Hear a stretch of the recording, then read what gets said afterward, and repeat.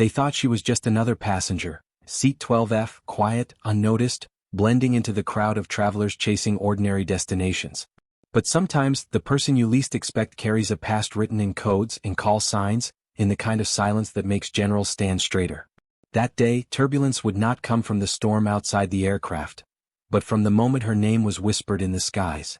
The morning sun spilled across the tarmac as passengers filed onto Flight 237, a mix of business travelers, tourists, and weary families. Flight attendants greeted them with practiced smiles, guiding each toward their seats. To most, it was just another journey from one city to another. In row 9, a middle-aged man in a suit tapped impatiently on his phone. A mother hushed her crying child 2 rows back. And in seat 12F, a woman leaned quietly against the window. She wore no makeup, no jewelry, nothing that drew attention. To the casual eye, she was invisible, just another face in the endless shuffle of travelers. But the pilots in the cockpit, the attendants in the aisle, and the passengers around her had no idea. Hidden beneath that quiet exterior was a history written not in boardrooms or classrooms, but in the dangerous skies where names became call signs and hesitation meant disaster. At 30,000 feet, destinies would collide, and the one person no one noticed would become the only one anyone remembered. The flight had been smooth, ordinary even, until a ripple of unease moved through the cabin. First, it was subtle, the flicker of the seatbelt sign, the murmured voices of flight attendants speaking in hushed tones. Then the tension thickened. The captain's voice cracked through the intercom, calm yet too measured, betraying a strain beneath the words. "Ladies and gentlemen, please remain seated. We are experiencing an unexpected situation. Everything is under control." But everything was not under control. Out the oval windows, a sight appeared that made every heart stutter. 2 shadows closing in, fast and deliberate. Sleek F-22 Raptors flanked the commercial jet, their presence both terrifying and strangely reassuring. Gasps erupted from passengers, mothers clutched children, and whispers of, "Are we in danger?" circled like wildfire. The woman in 12F sat motionless, her hands clasped together. Unlike the others, she wasn't panicked. Her eyes, sharp and calculating, followed every movement of the jets outside. It was as if she knew this was more than turbulence, more than a routine check. Something, or someone, had triggered this. And while others shrank in fear, she leaned forward ever so slightly, her expression unreadable, as though waiting for a signal only she could recognize. This was no longer just a flight. It was becoming a stage, and the world was about to discover who sat in seat 12F. The passengers craned their necks toward the oval windows, squinting against the glare of the high-altitude sun.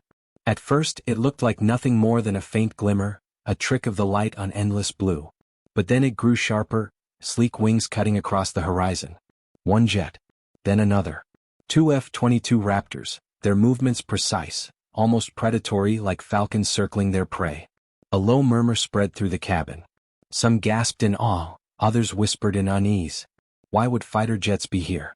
The crew, usually so composed, exchanged nervous glances.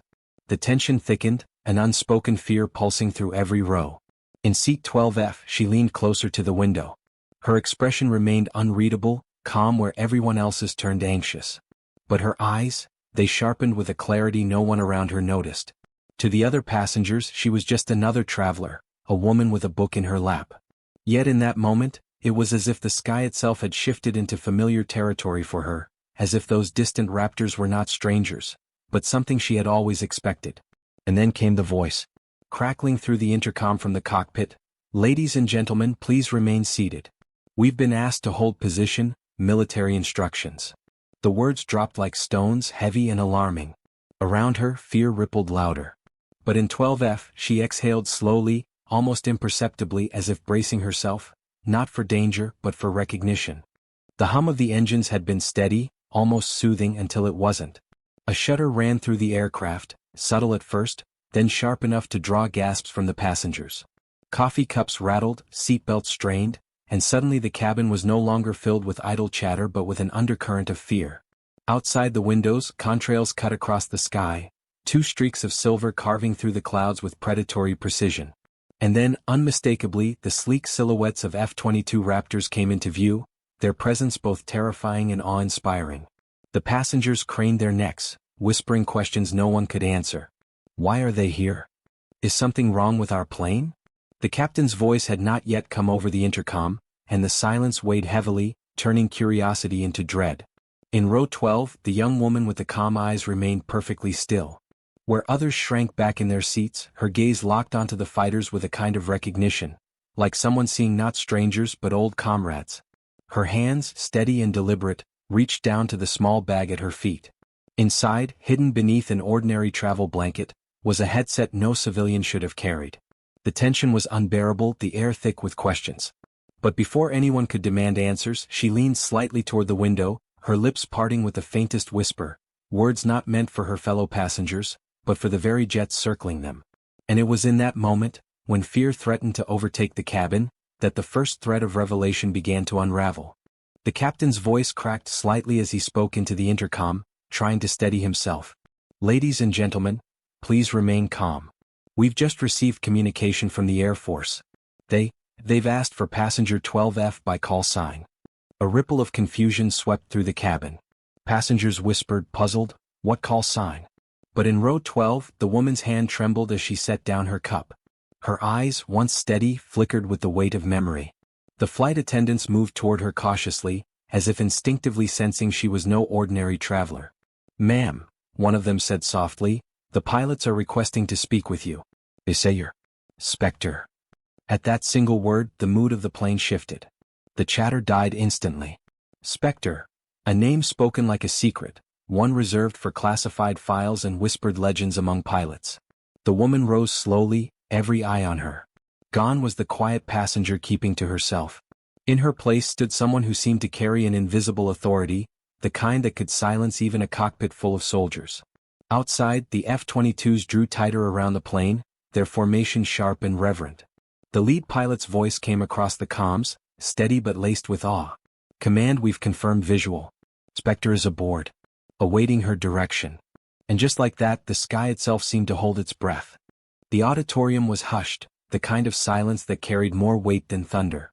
Every student, every teacher, every skeptic who had once whispered failure behind his back was now watching. The exam results had finally been posted, a wall of names and numbers that would decide his fate. His name, once a symbol of inherited wealth and wasted privilege, now stood there, aligned with a score that defied every expectation. He had not only passed, he had excelled. Gasps rippled through the crowd, followed by stunned murmurs. Teachers exchanged bewildered glances, unable to reconcile the boy they had dismissed with the triumph written on that paper. But he did not smile in arrogance. Instead, his eyes sought only one man. At the far end of the hall, the janitor stood quietly, half hidden in the shadows, his mop still in hand. Their gazes met, and in that fleeting moment, words became unnecessary. The boy's victory was not his alone.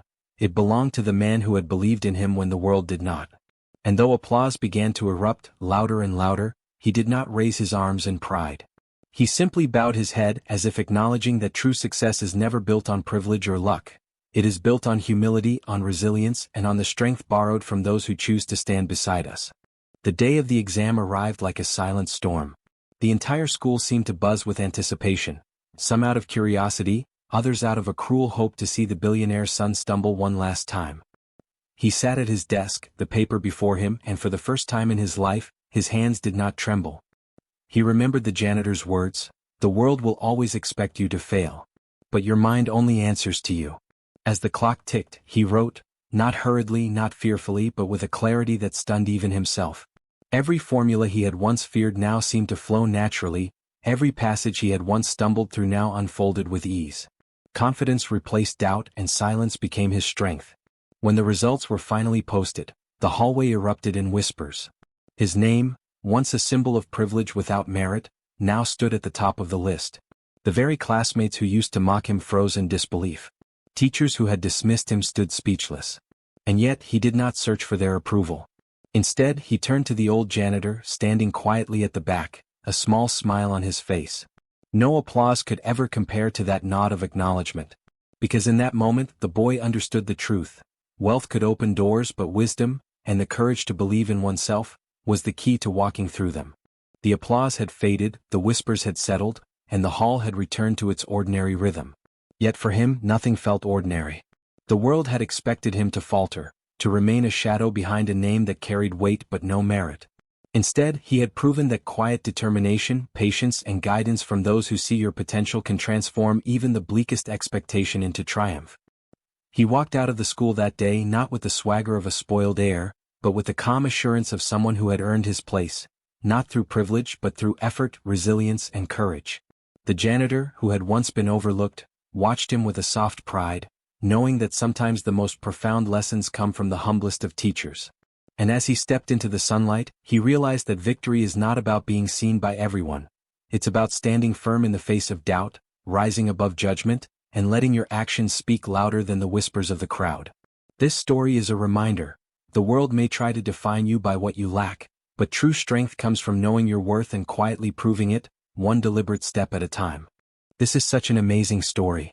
Dear friends, if you liked the video, give it a like and subscribe to the channel. There is still a lot of interesting things to come.